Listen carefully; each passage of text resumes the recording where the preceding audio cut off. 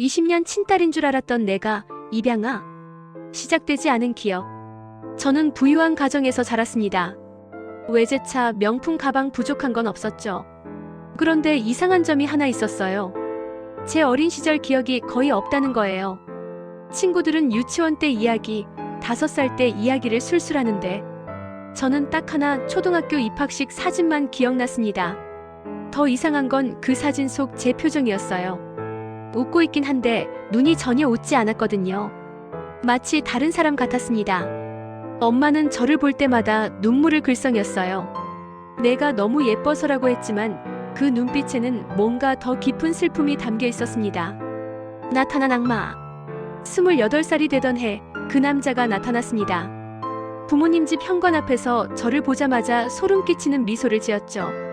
나래야, 드디어 만나네. 아빠가 왔어.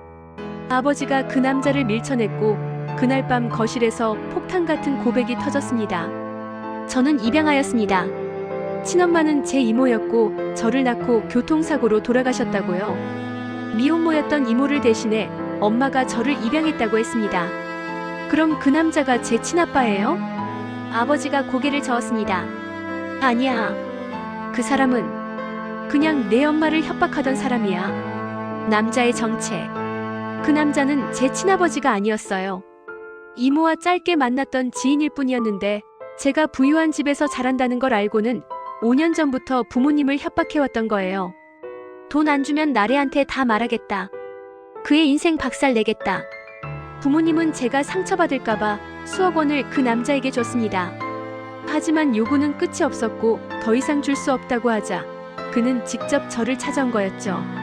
그 남자는 제 회사 앞에서 집 앞에서 기다렸습니다. 나래야, 넌 내 딸이야. 나랑 같이 살아야 해. 법적으로 내가 내 아빠니까. 하지만 저는 변호사를 만났고 DNA 검사를 요구했습니다. 그 남자는 검사를 거부했어요. 당연하죠. 거짓말이었으니까요. 친엄마의 죽음. 법적 절차를 밟는 과정에서 더 충격적인 사실이 드러났습니다. 제 친엄마, 그러니까 이모는 교통사고로 죽은 게 아니었어요. 자살이었습니다. 저를 낳고 산후 우울증과 생활고에 시달리다가 스스로 목숨을 끊은 거였죠. 그리고 그 남자는 이모를 죽음으로 몰고 간 사람이었습니다. 이모에게 돈을 빌려주고 폭리를 취하던 사채업자였어요. 이모가 돌아가신 뒤 그는 부모님을 찾아와 빚 대신 저를 담보로 협박을 시작한 거였습니다. 당신들이 그 애 키우면서 떵떵거리고 사는데 나한테 얼마 주는 게 뭐가 어려워? 친아버지의 이름. 저는 제 출생 기록을 찾아보기로 했어요. 그리고 거기서 발견한 건 친아버지의 이름이 적혀 있었습니다. 제가 아는 이름이었어요. 바로 우리 집 운전기사 김 기사님이었습니다. 20년 동안 저희 집에서 일하시던, 항상 말없이 저를 학교에 데려다 주시던 그분. 제 생일마다 작은 선물을 몰래 챙겨주시던 그분이 제 친아버지였던 거예요. 김 기사님은 이모와 진심으로 사랑하는 사이였지만 경제적으로 어려워서 결혼을 반대받았다고 했어요. 이모가 임신 사실을 알렸을 때는 이미 늦었고 홀로 아이를 낳은 이모는 결국 세상을 떠났죠. 김 기사님은 말했습니다. 제가 당신 곁을 지킨 이유는 딸을 보고 싶어서였어요. 멀리서라도 잘 자라는 걸 보고 싶었어요. 기사가 된 이유. 엄마가 고백했습니다. 사실 김 기사님을 고용한 건 우연이 아니었다고요. 이모가 돌아가신 후 엄마는 김 기사님을 찾아가 제안했답니다. 나래 곁에 있어주세요.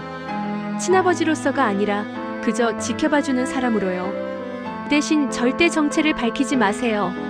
20년 동안 김 기사님은 그 약속을 지켰습니다. 친아버지라는 걸 숨긴 채 그저 우리 집 운전기사로 살았던 거예요. 협박범은 결국 사기와 협박죄로 실형을 받았습니다. 그리고 김 기사님은 이제 어떻게 할 거예요? 제가 물었을 때 김 기사님은 조용히 웃으셨어요. 지금까지와 똑같이 살겠습니다. 당신이 원하지 않는다면 전 그저 김 기사로 남을게요. 통장 거래 내역. 모든 게 정리됐다고 생각했을 때 마지막 폭탄이 터졌습니다. 협박범의 재판 과정에서 나온 증거 자료를 보던 중 저는 이상한 걸 발견했어요.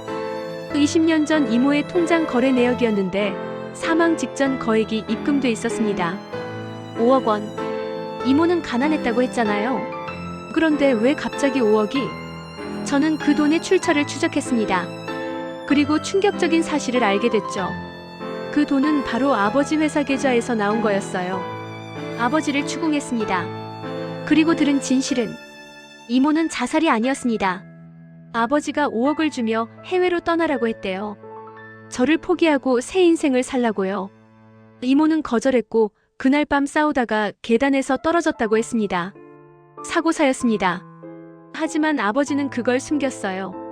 미안하다 나래야. 난 그저 널 지키고 싶었을 뿐이야. 더 충격적인 건 엄마도 이 사실을 알고 있었다는 거예요. 20년 동안 침묵했던 거죠. 김 기사님도 알고 계셨습니다. 그래서 20년간 이 집에 남아 진실을 지켜본 거였어요. 언젠가 제가 알 권리가 있다고 믿으면서요. 용서와 선택.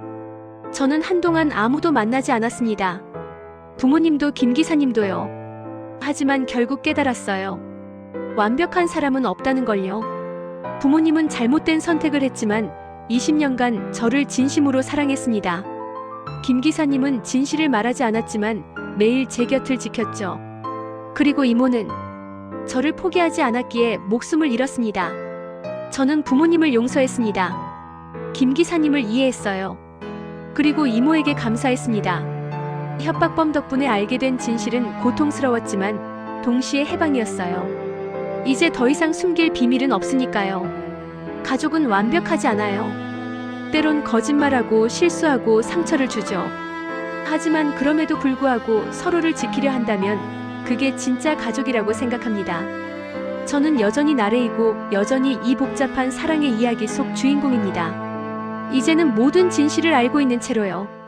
구독과 좋아요는 큰 힘이 됩니다. 막장 5분과 함께 특별한 이야기를 함께 해보세요. 우리 주변의 이야기를 빠르게 만나보세요.